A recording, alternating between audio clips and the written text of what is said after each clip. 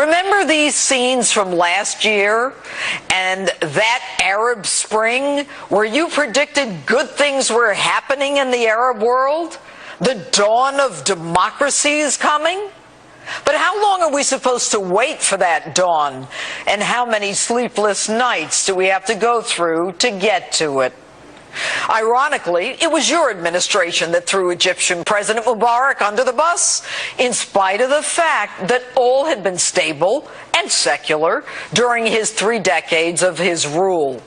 And then you praise the speedy so-called democratic election of President Morsi of the Muslim Brotherhood, who then proceeded to suspend the Constitution, institute Sharia law, and tolerate, if not approve, of the victimization of Christians.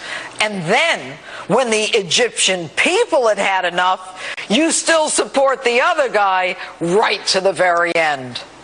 Your deputy press secretary says that this interim secular government should refrain from violence and resolve differences peacefully with the fanatical Muslim Brotherhood.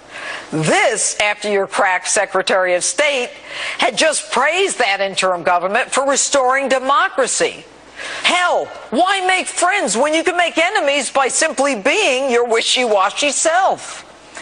And now that they're under a state of martial law, we tell the new government to resolve their differences through dialogue. Really?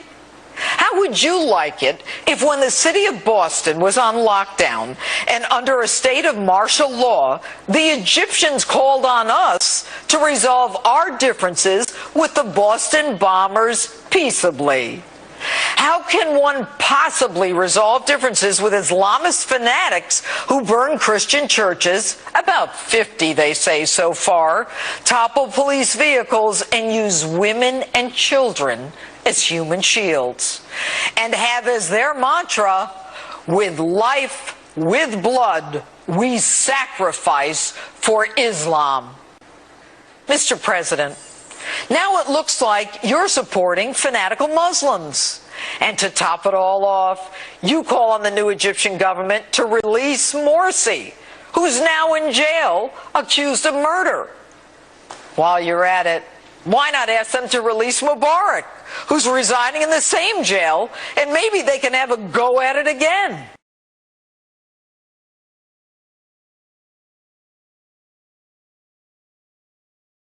Undermining a political solution to Syria's bloody conflict.